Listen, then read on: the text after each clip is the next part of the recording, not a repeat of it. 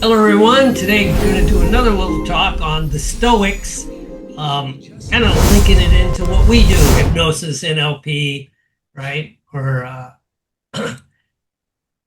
So I came up with the idea of, the Stoics figured all this out 2,000 years before NLP had a name for it. So it's just kind of interesting. And Stoicism's making a comeback. It seems like, at least the algorithms on my site say it's making a comeback, but algorithms like your reticular activating system locks in on a target, and it's kind of hard for it to notice anything else.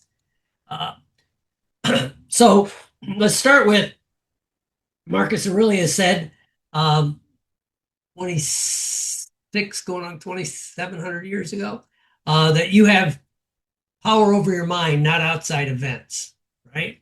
So basically, that's kind of, he didn't have the word for hypnosis, but that's exactly what we do, or NLP, right? You're changing things on the inside. You can't control the outside events, right? And so let's have some more fun with this, right? Quick about me, since this is also a video I use to market. I've been around this for 40 years.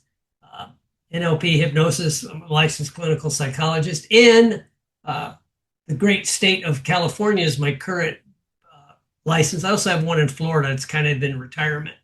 So I've been doing this for a long time. Started the National Federation of NLP in the early 90s. I've trained thousands of students over 40 countries. And I did have the pleasure of going to the FBI Academy, where I learned high stakes negotiation, right? So it's always fun. So as we all know, and this is preaching to the choir here, hypnosis isn't a stage trick, but it's a way to bypass the mind, and basically it's what happened when the opinion changes before you notice the thing actually changing. You just feel differently, or you have a different felt sense, to use that term, right? And again, men are not disturbed by things, but by the opinion. What if you've been trying to influence people the hard way? Most people learn techniques. I teach the system underneath. Not NLP, not sales, not psychology. Understanding people. FBI negotiation, behavioral profiling, NLP, waking hypnosis. Within 1 minute, you'll begin seeing things you've been missing.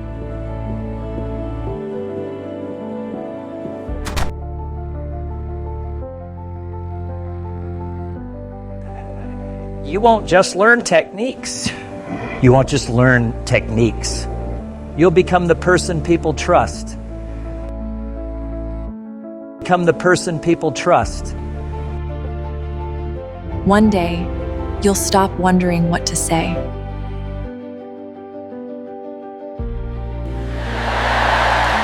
You'll become the person people trust. Licensed psychologist, crisis negotiation trained, 40 plus years teaching NLP, master hypnotist, founder of NFNLP, thousands trained worldwide. The human brain, a universe of golden pathways. We communicate, and these connections ignite. Thoughts flow, bridging the gap between us. You are capable of extraordinary things. Find your courage. Thank you all. Some trainings give you information.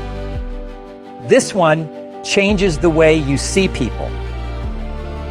And once you see it, you can't unsee it.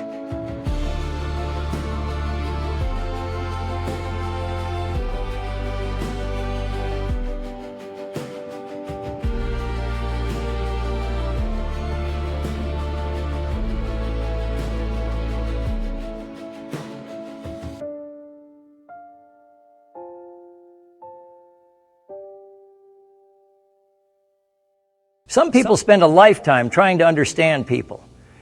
We'll show you how to start in 2 days. I'll see you in Marlboro. Okay, here we go.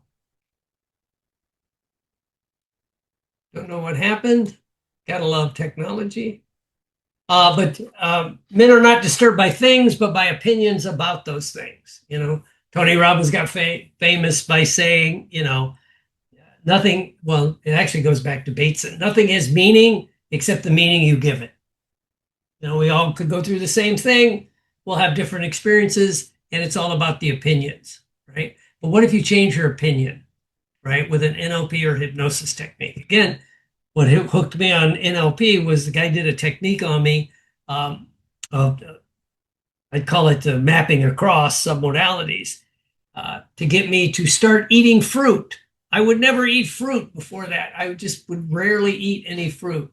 And now, as some of you who've seen me around conferences can attest, I usually have a big bowl of fruit, or if they put out fruit, I'll let everybody else get the donuts and the junk food. I'm always amused at a conference where I remember one time I was standing there and I had a little bowl with fruit in it, a couple pears and stuff, and some lady walked up and goes.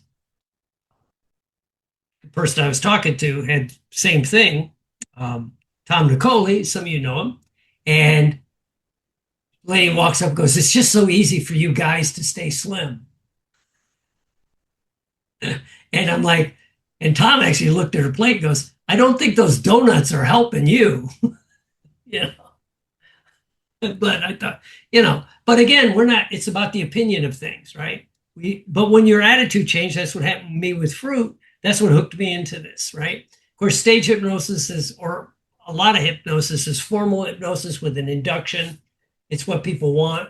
Those of us really good at NLP that do it a lot. Well, you'll do all your change work with an NLP technique, and you'll do a little trance at the end because, especially in my clinic, that's what they were coming for. It was called Suncoast Hypnosis Center, my last big clinic.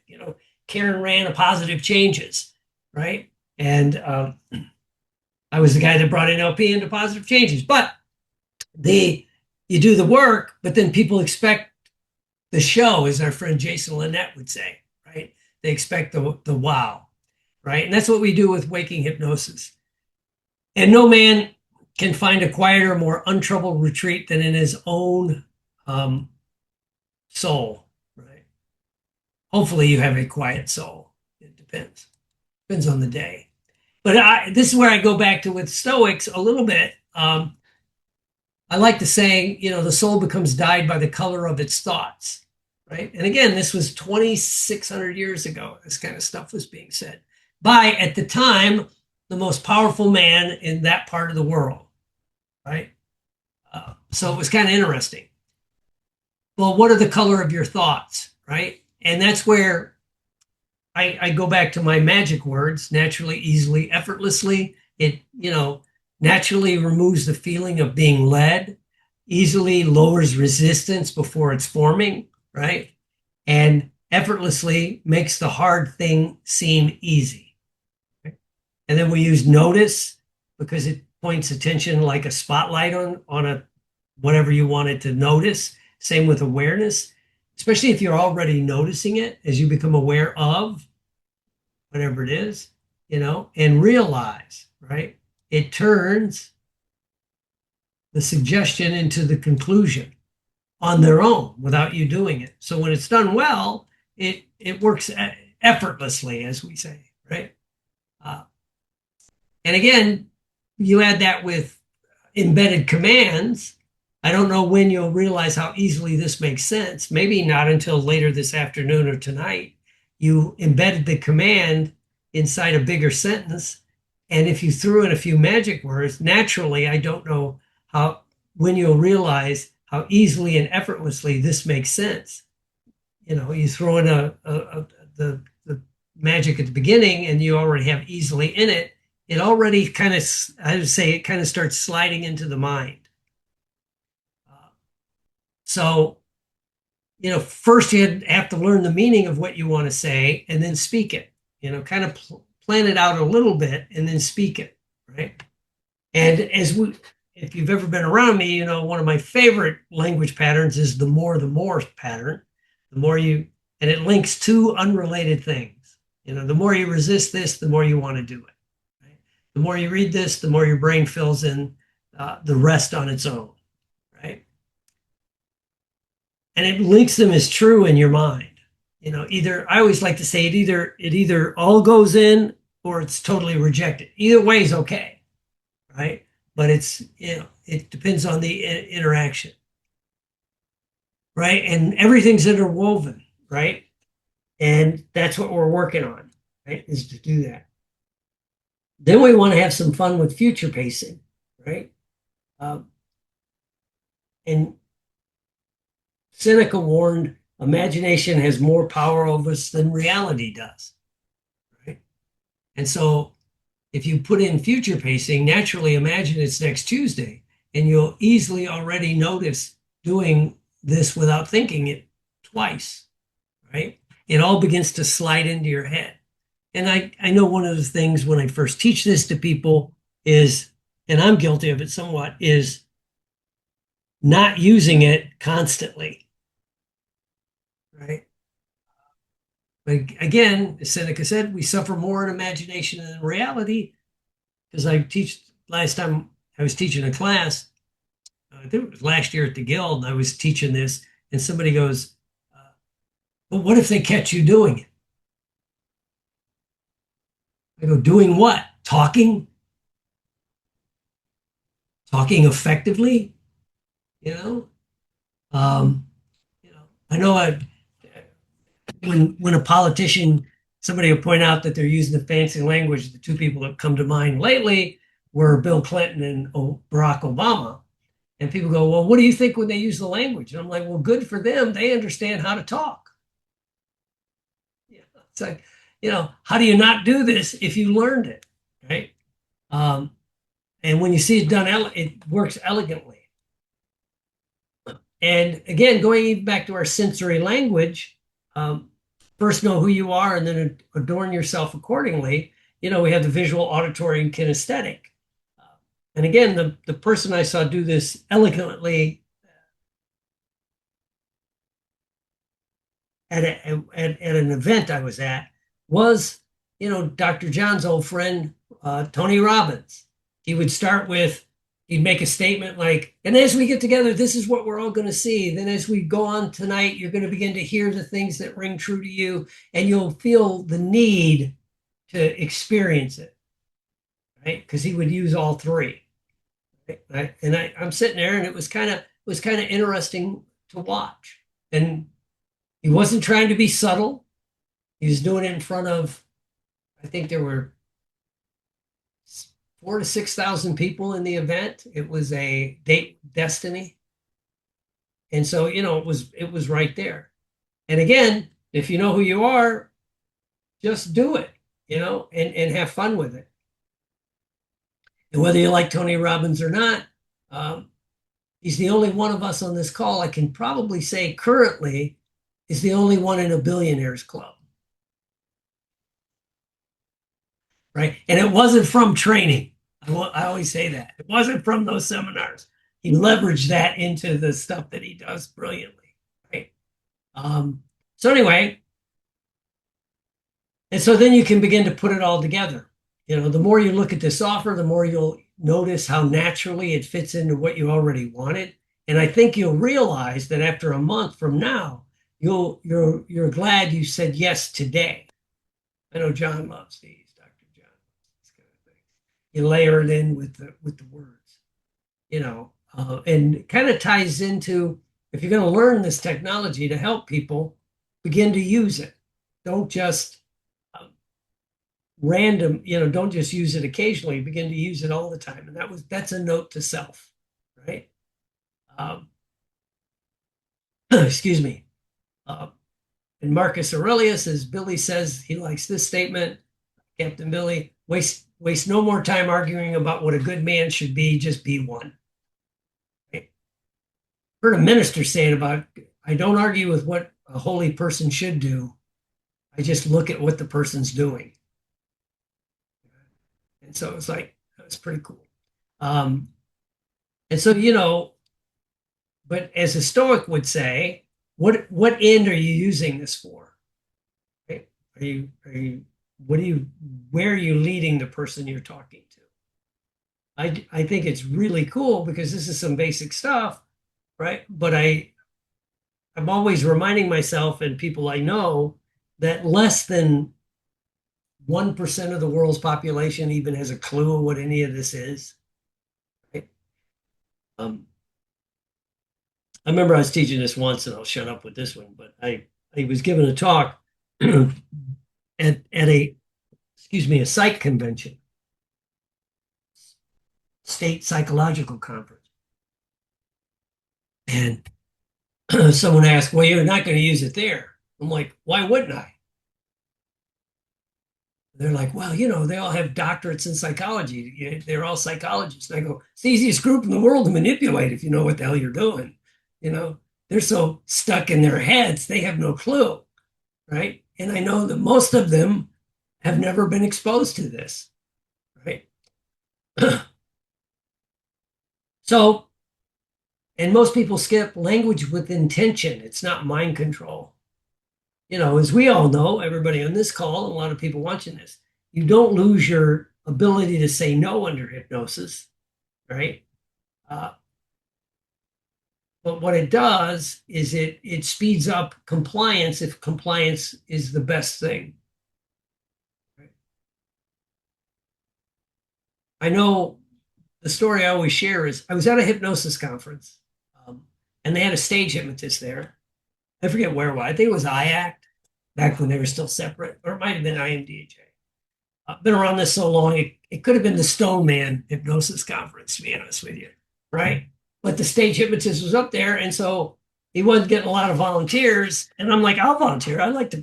It's fine with me, I'm always worried about a hypnotist that won't be hypnotized. By the way, that always freaks me out. But I'm up there, and he's doing the induction. I never met the man before. He was a stage hypnotist more than a clinical hypnotist, and so he's doing the typical dog and pony stage hypnosis show. We're having a lot of fun. And then he gets to the thing where he goes, had everybody put their hand out, and he put a cup in their hand, right? Hey, Bruce, look at the cup. Look at the cup. But, you put a cup in your hand with a little bit of water. And if you've seen stage shows, it's very common. I've done it when I've done a stage show, is you're going to get drunk on water. It's only water in the glass, right? Oh, the best water you ever had, but it's stronger than moonshine, whatever the patter he used, right? But he said that as we were going to hold our hands up. And those of you know, I don't drink. I haven't had a drink in a long, long time. I put my hands down, right? And he came by, he did it. He was good because he tapped me on the shoulder. He goes, sir, go ahead. Don't about the drunk on water. It's going to be great. No hangover, no. And I'm like, no. And I remember thinking, and I was in pretty deep trance, if he asked one more time, I'm walking off the stage. And then he just skipped over me, and the show went on. And at the end, he did say, yeah, I thought later, are you in recovery or something? Or is it a religious thing? Because, I don't think that stage hypnosis trick would work well in a Muslim country, but it might, But, but anyway, Billy gets that joke. So it's so yeah, you still have all your faculties and you won't do anything you wouldn't normally do. But then I also preface that with, there's not much humans will not do given the right circumstances, right? I mean, we all as hypnotists, therapists, change agent coaches, we have people have trouble coming into our office and talking to us about it. But back in the day, they would go on Maury Povich, and go, I don't know who the baby daddy is or whatever's going on. It's they'll go on national TV and do this shit, but they won't come in your office and talk, right? So anyway, again, you could do the Marcus Aurelius thing, and I try to live by this. If it's not right, don't do it. If it's not true, don't say it.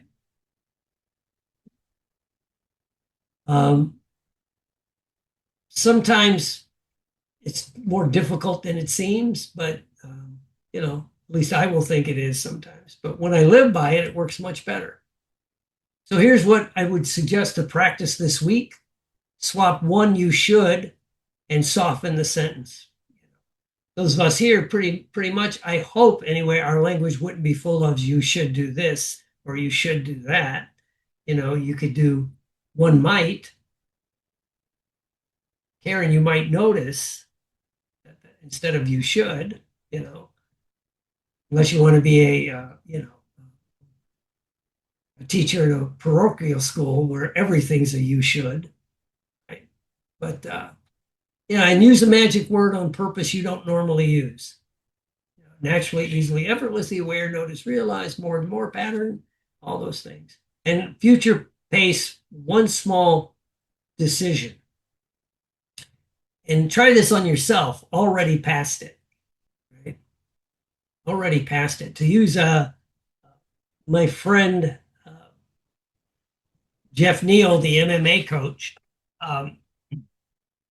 he taught a sports technique where when he'd have a fighter going into a big fight, whether it was boxing or MMA, he would have them step into the feeling of being nervous, then drift out to just after the fight, right? And you've done well. Right?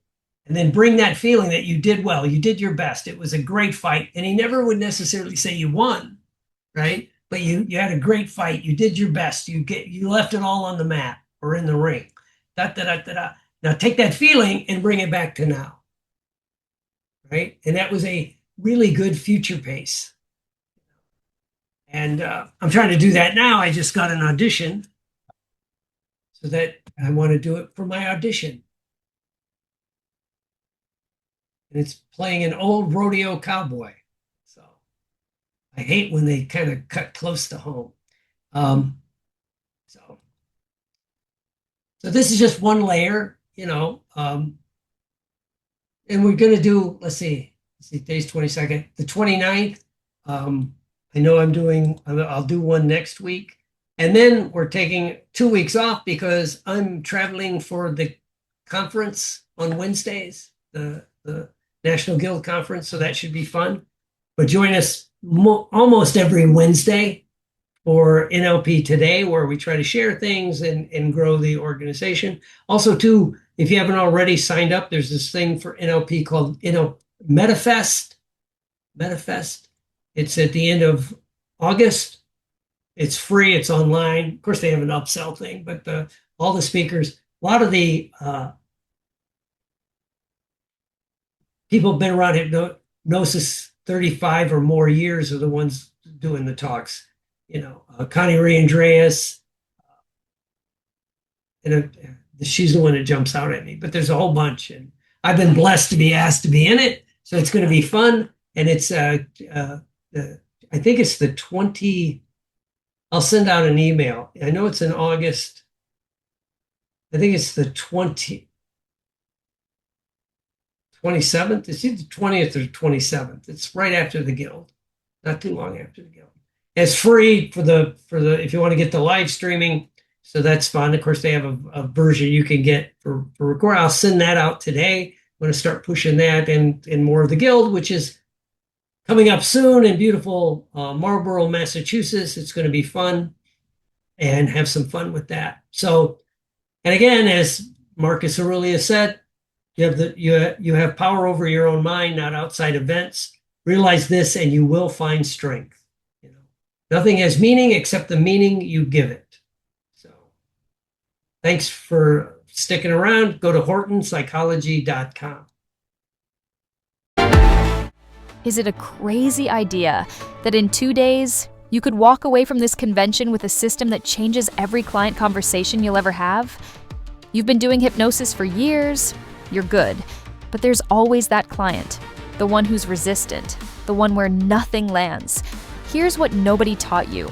Resistance isn't a client problem, it's a language problem.